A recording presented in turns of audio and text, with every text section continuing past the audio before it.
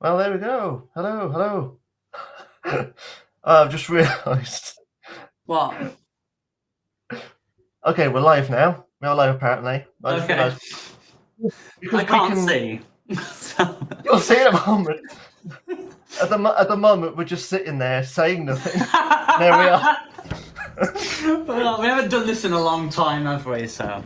Well, we haven't done live streaming at all. Full stop. No, we did it. So, Didn't we do it once? Back in 2015. I think. It was on Second Life. Remember? Oh, yeah, I do remember that, but not to this level. Not with the intro and everything. This level was just. Yeah. Anyway, hello. We can see there's waves in the chat. I can't believe I actually said those words in the chat.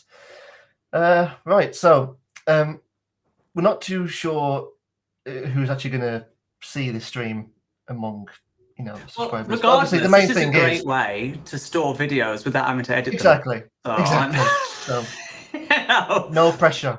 No pressure on that. No. Have we got it set that we get to save this video when it's finished? Because I don't. Yeah. I'm not. Yeah. Okay. Yeah. I didn't check the settings, so. Okay.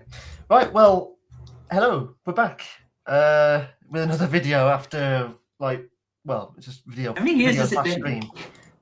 Well, 2021. No, sorry. 3 years. 2020 was when we last released the video, but 2019 was when we actually last did a proper filming of one, which was the exploration of Neath, which seems like a lifetime ago.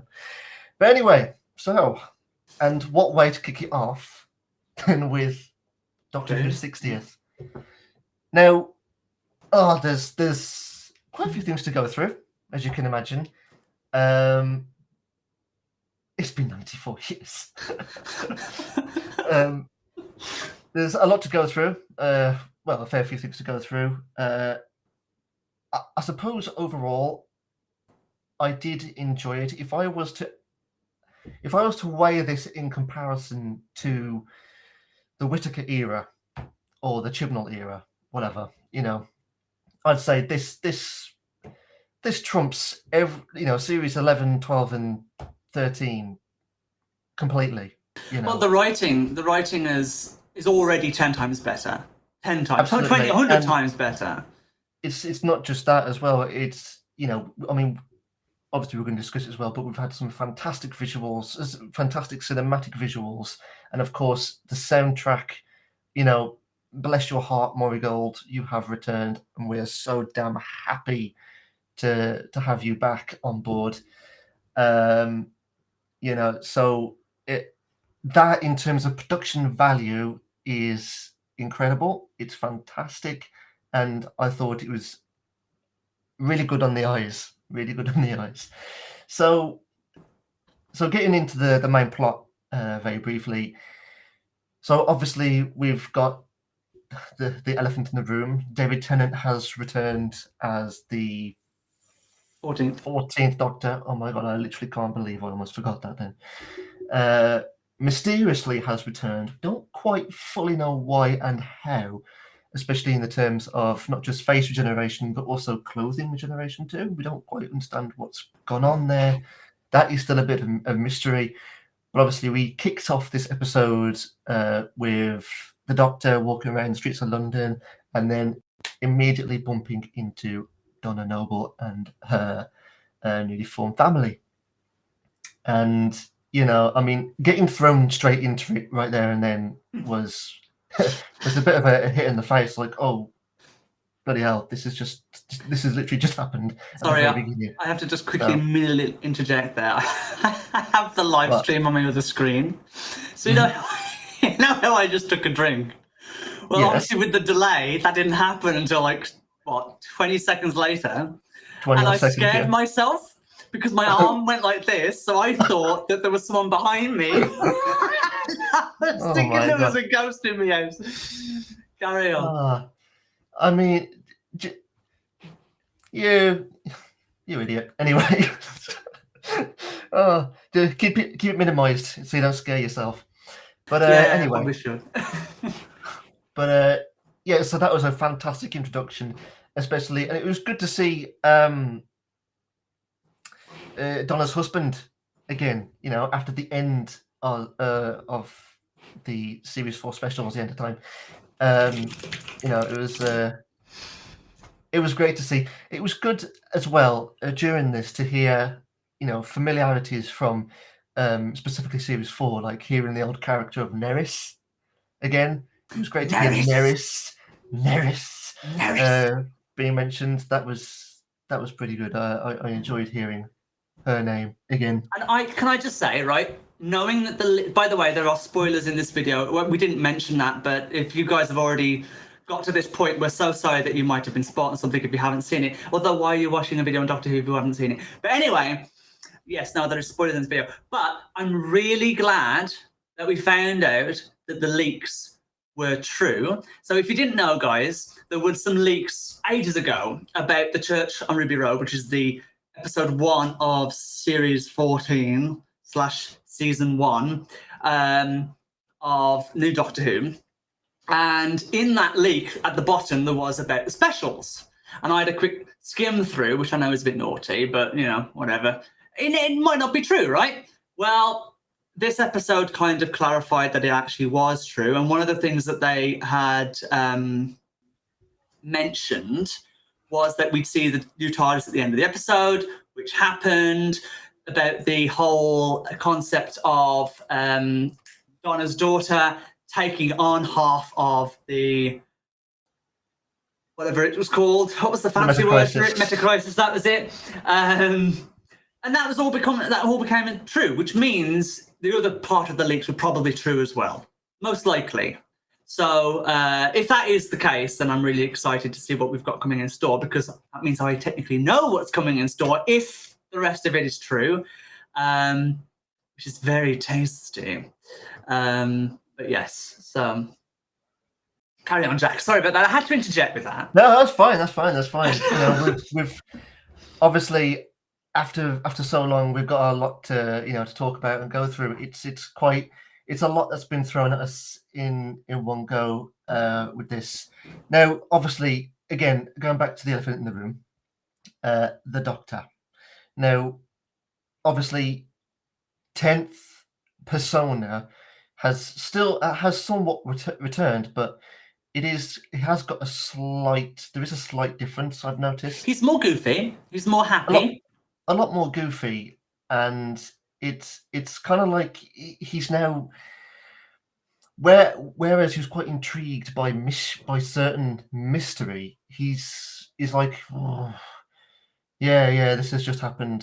I'm not really interested. Well, not like that, but it's like because of how old he is now. What is he, like 2000 plus? Yeah. I think not a lot of things can now really surprise him, especially what he's gone through in the last couple of years. So it's quite interesting to see a similarity to 10th, but also have this new persona on top, which is fantastic, because obviously, even though the face changes, the Doctor still ages, and he he still kind of learns like we do, like everyone else does. So it's quite to see good character development, especially from that. So and that's what I found interesting about this Doctor, and honestly, thoroughly enjoyable. Of course, David Tennant is a phenomenal actor. Anyway, so I think he can make any script. Oh yeah, yeah, work. Absolutely. Ironically, I think if he was in the Chibnall era, he would have been like the shining star in the episode. Yeah, definitely. So, and of course, in this episode, we had the main villain revealed, which was the Meep. Now, the Meep, the character of the Meep first appeared in one of Doctor Who comics. Is that correct? I'm not too familiar with. I think the Starbeast was a comic, if I'm not mistaken. I don't read them. Yeah, it was. But I haven't read them. Details, but yeah. I know of them, but I haven't. I saw a picture of the Meep with the scary face. In the comics, it's much more pronounced than we saw in the episode. But I was interested to see how they would turn that cute creature into that evil version, and I thought that was a really interesting transition. It was a good transition when in the car park or the multi-story. So that was quite good. And of course, we can't not talk about the Meep without talking about Miriam. Miriam Margoyles. Margoyles. My apologies. I love her. I think she's amazing. She's fantastic. She is really. She's an amazing woman. I'd love to have. Oh, God, can you imagine having a conversation with her? Oh yeah, absolutely. God, I'd be on the floor all the time. Probably we've got her in the stream. But yes. So her voiceover for the Meep was fantastic, especially again when the crossover and the transition appeared from being cute and lovely to evil. So that was really good. I thought it was quite interesting how the Doctor's character rather changed at that point. With that, it was kind of strange seeing the. Where did he get it from? He was just like, "Here's the judge thing." I was like, Why have you got a judge thing in your coat? I know it was weird. But so yes, we got the main enemy, the Meep, which I believe they were trying to kind of, I don't know whether it was working alone, whether it was whether the Meep. Do you think the Meep actually was the last of its kind, or was that just a lie? Oh no, because the squiddly beetle things mentioned it, didn't they? The Wraith Warriors. Thank you. So obviously the main purpose of the Meep was to harvest resources from our planet, basically in a nutshell. I think that was the main gist, wasn't it? Yeah. Exactly. So, and this is what because that plot in particular is literally what the episode was about in a way. That's one main core point of the episode, but obviously the big thing is the bringing back Donna, the Doctor, Donna's family, bringing all that into it, introducing new characters as well. So I think overall, Russell T Davies coming back is a godsend. In that sense, yes. You can see the quality of his writing. Obviously, and we've got lots of things from his writing. It was so exciting, it was emotional. I thought what really hit pretty well was when Donna was talking about the dreams that she has when she's alone and what she thinks about, how she feels like she's lost something.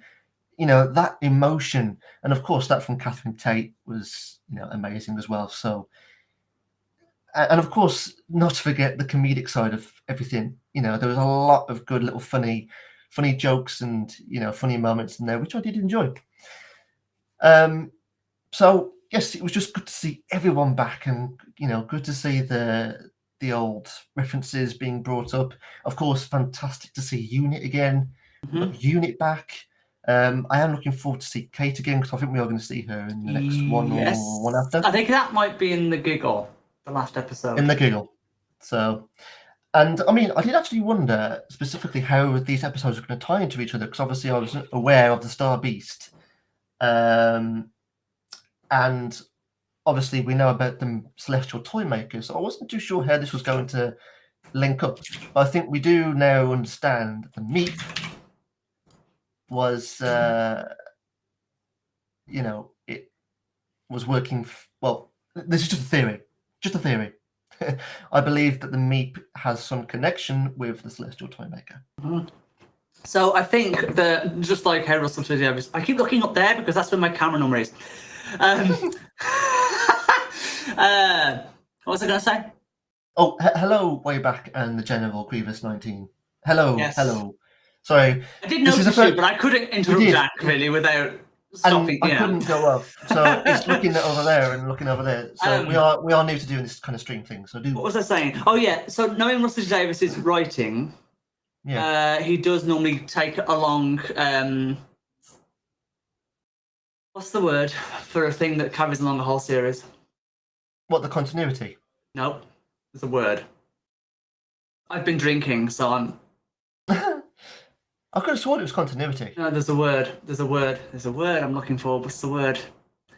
the story arc. Oh, the story arc. Right, He's good at doing story arcs across a whole season or multiple series. He is. So in this particular case, I think they've made it for the specials. The Toymaker is across all three, but we won't see the Toymaker, I don't think, until the last episode, the giggle. Yeah. Thank you, Cody. Yeah. A bit late, but yeah, thank you. Because of the delay. But yeah, so it is. I think it is referring to the Toymaker as the boss. Although why the Toymaker's dealing with the meat, I don't know. But then again, it's the Toymaker, so I'm sure there's some reason. But so then, was the meat really collecting resources for itself, or was it collecting resources for the Toymaker? Or is this just one big whole grand plan to get to the Doctor? Because remember, we still don't know how the Doctor's got that face back. And from interviews with Russell T Davies recently, he did say that these episodes that we're seeing are going to be all standalone. However, there obviously is the story arc connection between them with the Toymaker and what have you. So technically, you can watch each episode as separate, but they're all interlinked, but they're not. And he also said that the next episode is going to be scary. The last episode is going to be mad. I can do mad. I can do mad. Go. So, all that aside, this introduction to RTD's second era was a fairly decent start, I think. Now, good bits aside, there were some slight issues. The one issue I do have in particular is that, well, there is one thing we haven't talked about, which we'll talk at the end. Actually, no, we'll talk about it now. The Tardis. Because we can't walk away from that, can we? So again, another thing. Wait, but no, we're going to talk another about thing that was leaked. Yeah, the Tardis. So that was leaked ages ago by a production person. We think it was a production person. We're not actually sure who it was, which is a good job because he was fired. But yeah, the photos of that set were leaked along with the concept art that they used to build it, and of course that got us all excited. But then we were told in future leaks that those lights would be multicolored and that they'd be able to do rainbow effects and all sorts of things, and that got us rather intrigued. And then of course, what did we see in the episode but exactly that? The whole thing lit up, color changing, the lot up. It is good. It was a beautiful room. I just wish it had more stuff in it. It's a bit empty. It is a bit spacious for a bit echoey. What it is. A little bit, yeah. But it just seems like how Dr. Tardis should be. The RGB-dis. RGB-dis, yes, RGB-dis. It just felt like a good proper Doctor Who TARDIS console and not some great big crystal rock just slapped in the middle, doing whatever. So yes, I was thrilled to see that, and also I am happy that they've stuck with the previous exterior, the last series exterior, because I did actually. That was the only thing I really liked about Chibnall's run was the TARDIS exterior. That was my only personal like from the whole thing. And so they've kept that. They've kept that, but for some reason they're still using the orange lighting for the exterior. Now I don't understand that because if the interior, because when 14 opened the doors and you saw the white lighting, well, if there's no thing in between the console room and the exterior doors, why was the exterior doors orange? The only thing I can explain that by is that they've stuck lights behind the windows, and that's what the TARDIS has. It has orange lights behind the windows. But if we don't see that in the console room itself, that won't make sense. True, that is a good point. Who knows? That might have been something that was accidentally overlooked. I think, given everything that we've seen in terms of cinematic visuals and visual effects, I think we can let that one slide. I know this is going a bit ahead here, but there was actually some pictures from behind the scenes of Series 14 filming with Shooty, where he opened the door and Shooty and Millie Gibson comes out the exterior and it's got a purple lighting in the box. So I'm assuming he's probably turned the lights in the console purple. Purple. Which, by the way, my favourite colour, so I'm fine with that. Yes, you love purple. But yes, so definitely a lot of good points to talk about, that we've just talked about rather. Now, there are some slight issues. Well, a few little ones. Also, I mean, well, for one, now as much as I like it in terms of that advancement, there is definitely an overuse of the sonic screwdriver. Yes, but at the same time, that sonic upgrade that we've got is fantastic. And by the way, that was also another leak that was leaked through. Reading these leaks, you naughty boy. This wasn't a reading. This wasn't a reading. This was a behind-the-scenes bit of footage. So obviously, people were seeing them filming the scene where they're in the first scene that we see where he meets Donna. So that scene was leaked through camera footage that they were told obviously not to, but they did anyway, because people.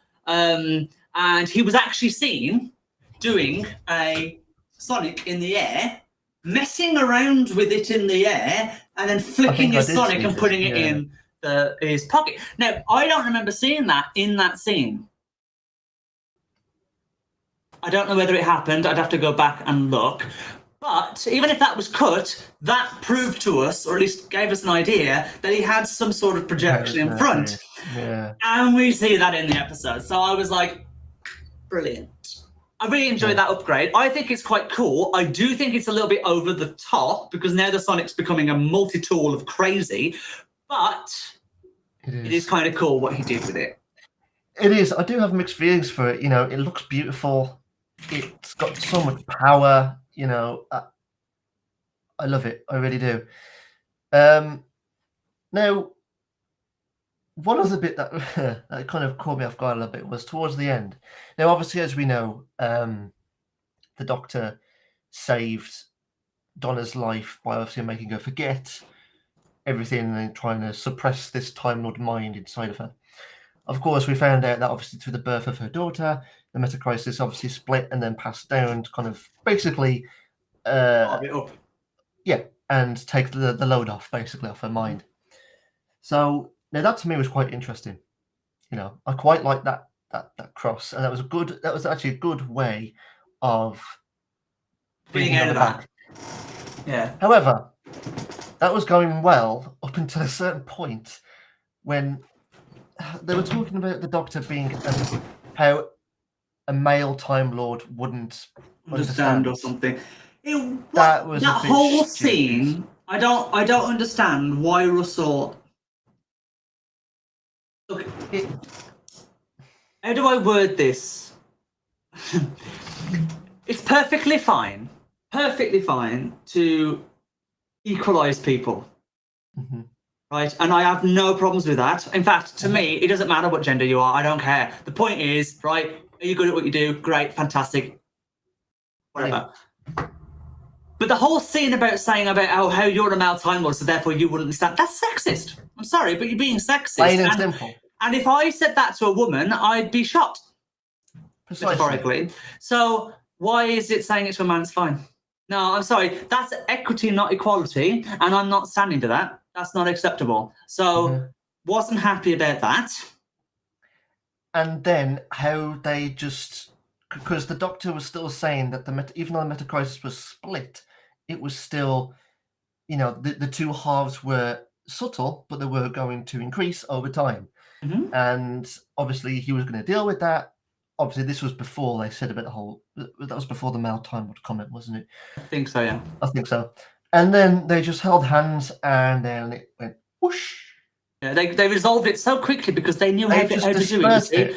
They are the best because they're female. And I don't. That's not good writing. That's look at us. We are virtue signaling. We are amazing. Everything's amazing, and you're crap. What they could have done, right? They could have literally used the three Doctors, because essentially what they were, weren't they? Because as we know from, when oh, what was it? Stolen Earth? No, not Stolen Earth. The one after Stolen Earth. Oh, I've forgotten the titles of Series 4. Basically, there were three Doctors, weren't there? There was the Doctor Duplicate, and then Doctor's Donna. Donna's Dr. Donna.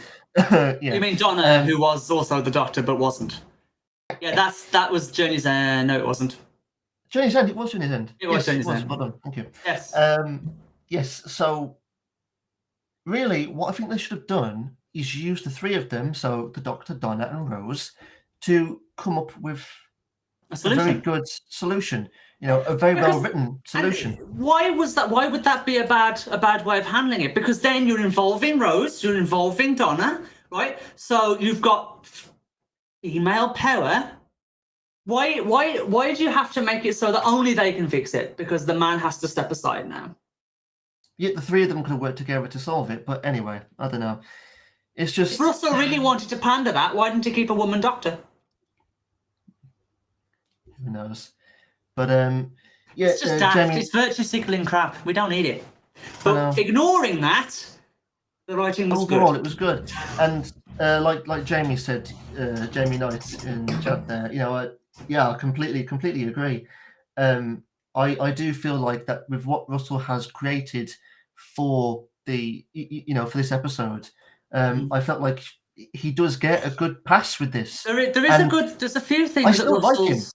There's a few things that there's a few things that Russell is doing at the moment that he said in interviews that I really want to scream about. But other than that, yeah, I do agree, Jamie, that I think we should give him a pass because overall, Doctor Who is now way better. That whole episode was fantastic. And I was hooked. And those clips that they released beforehand got me even more hooked. And the new TARDIS is fantastic.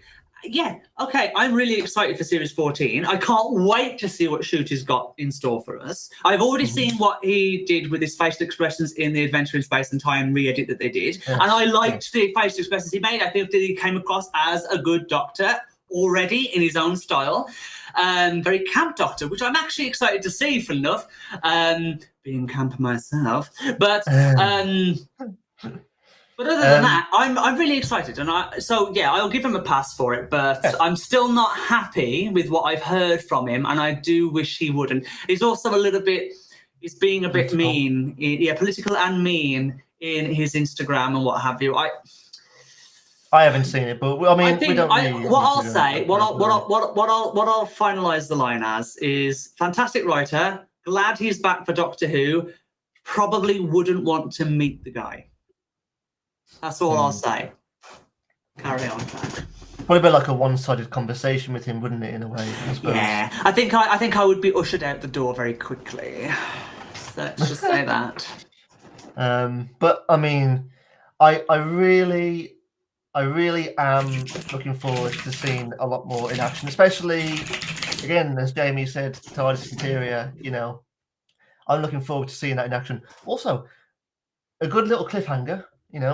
I mean, when Donna spilt her coffee, which I don't think was her fault. Well, I've got a feeling, because didn't they say that we got Destiny now, you see, that's pulling Donna into being back and what have you. I think that something's pulling her to do that. I think she was meant to do that, and meant to cause the TARDIS to go a bit crazy. And that's going to lead us into next episode, Wild Blue Yonder, which is going to be apparently a scary episode, where the TARDIS has basically just gone nut, and we're going to a weird spaceship, I think, or something, from what I've saw in the pictures. So yeah, it's I'm excited. And on that note as well, I much prefer a bleeding coffee maker than a damn custard cream creator. To be fair, I would love a cappuccino from that. What if it does cappuccinos? I'm sure it does, Or a latte. Mocha. Love mochas. Does it do mochas? Mocha Does it have a chocolate variation on that? Oh, I hope so. Love mochas. A mocha in the TARDIS. Or an Irish coffee, but a bit of whiskey in it, Why not? Go back to... I think Hartnell's Doctor used to have a bit of whiskey somewhere, didn't he? Or am I just making that up? I'm probably making that up. I don't know. No, did he? I don't know why I just thought of that. Yes, there was. There was. On the machine in the Randall thing, they take it open and he got it in. I remember, because they said that about that in the Peter Capaldi episode, didn't they? You've been at this, haven't you? Yeah. Yeah. But yes, I mean, so I think overall we've had a general decent start. I do want to say fantastic, but obviously there were just some niggly bits that I couldn't get past. But I am somewhat more excited now, because I was on the fence about all this, especially with the recent comments. So, but now after watching this, I think I'm not completely there. I'm not like, yeah. I think so. What it's a build up. I'm building up. So I'm disappointed in the virtue signaling rubbish that we've had to deal with over the past few years. And it is disappointing to hear that Russell is carrying that on, especially after we had an article. We had an article in January of this year saying that he said that writers that put diversity first were bad writers. You can look it up, that article exists. He said that in an interview, and yet he's gone ahead and done this. So I am a little annoyed. It is a bit of a mystery. No, I'm all for diversity when it's fairly represented, right? But when you're shoving it in someone's face and you're being like, you must accept this. Look, guys, look what we're doing.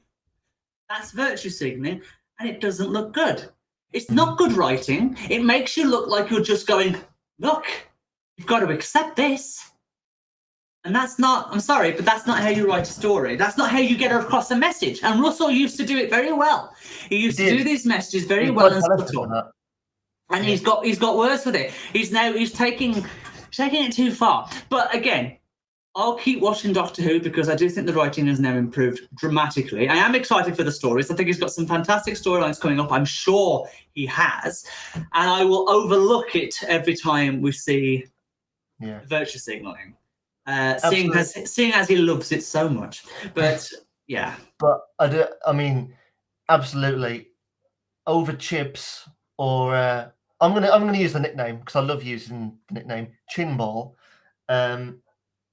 You know, Russell over Chinball any day of the week, of the month, of the year, of the day, of the hour, of the minute, of the second. Chinball should just stick to writing whatever hell he. Broadchurch, wasn't it? Broadchurch. Yeah, he's a good writer. Crime writer, crime and drama. Yeah, but when it comes to science fiction and something as historic and sacred as Doctor Who, never ever touch this show again. Please. Capiche? So anyway, we were targeting a 30-minute stream, and I think we pretty much got that. A little bit, yeah. But yeah, I think that's all we can cover. I think so. We should mention that we're going to be doing this for all the specials. I don't know whether, Jack, we're going to carry on doing this for series 14. Well, it depends on how well we do. Because I tell you what, guys, we are apologetic that we haven't been active much, right? So we should probably explain what is the real problem of the Saturday Geeks now, okay? So it's a multitude of things. It's a multitude of things, but the main thing I've picked up on is the fact that, so editing is the biggest issue, right? We can't edit content without taking a lot of time to get it looking professional. It is a pain to sit there, edit videos that are very long. The raw footage can be quite long, and then chop it down, add all the effects, add all text, add all this, add all that. We haven't got the time. We've got 9 to 5, Monday to Friday jobs, and then when it comes to the weekend, we just want to relax, or we're out and about, we're doing stuff. So we can't do it. Well, our new plan is to do this kind of stuff, the live streaming, and use OBS to help us with our video content. We do have, hopefully, a reaction video of this episode coming out shortly. So we've done that using OBS, same setup that you're seeing here, but the only difference is it will be just chopped up just to make sure that we stay within 10 minutes so we can get the fair use policy guidelines, which we're probably still going to be slapped on the wrist for, but you know what, let's give it a go, let's see what happens. But yeah, so hopefully if we can stick to this format where we don't have to do much editing, basically if we get to cheat, then we can do more content. But yes, so yeah, I mean, it's a good feeling to be back on here, and it is good to see some people jumping in. You know, I really love it. And yeah, so Devran's got a good point. I did notice that actually with the console. With the console, it's a mix of all the different doctors. And you notice on the console, all the controls, some of them were the Matt Smith, some of them were Capaldi's. It was like the whole concept was modern and old. It was they mixed the whole lot together, but it was in a subtle way. It was great. I had no idea. I mean, obviously the big one being the fact that it's white inside. You know, from the old, really old consoles. The default color white, yeah.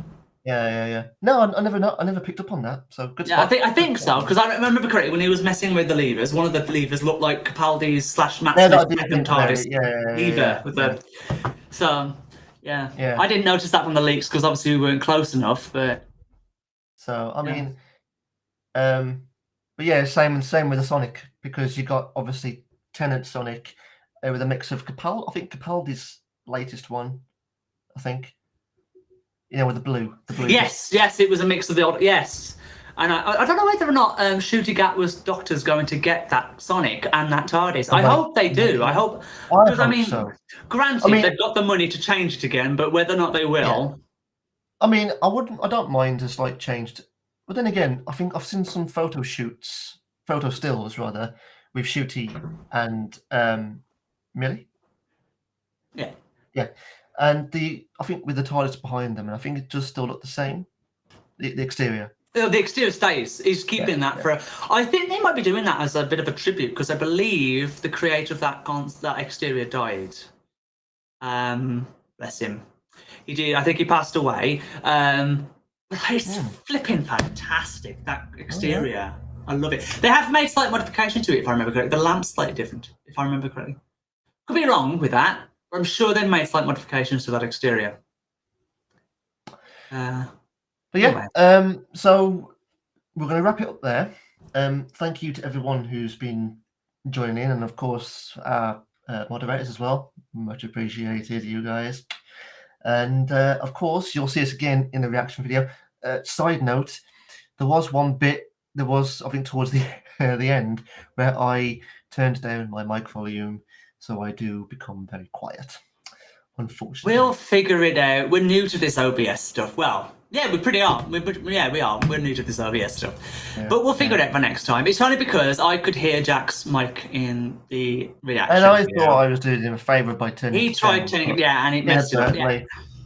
But it's all right. We're fine. It's fine. It should come out all right. It's the first time, isn't it? So we'll get it right afterwards, after a few times. So, by the way, guys, if you're wondering why I'm silly, it's because I am drinking brandy and Coke. Yes. And I was in the reaction as well, but not Coke. I was drinking it raw. I'm not an alcoholic. Raw and harsh. Anyway, you should be able to see this video saved on the channel. Jack, have we got it set? Is it going to go private when this video ends, or is it going to go straight to public? I have no idea. We haven't done this in a long time. We'll figure it out. It's fine. I've got to do a thumbnail for it anyway, so it's fine. I've done a thumbnail for this video. I've got to do a thumbnail for this video. I'll have to do a thumbnail for this video. I think we got one. You've done one for the live stream, didn't you? Oh, yes! It's already done. It becomes default. You know what? It's fine. I'm new to this. So guys, thank you so much for joining in. We have got to wrap up there. And we can't wait to see you guys again in the next stream. So see you in a week's time. Let's see if I can click the end button without... We don't have an outro for this. We didn't do an outro. We did an intro, we didn't do an outro. Well, I didn't think of an outro, did I? We don't need an outro. Guys, we're just going to vanish. Yeah, so it's just going to cut off.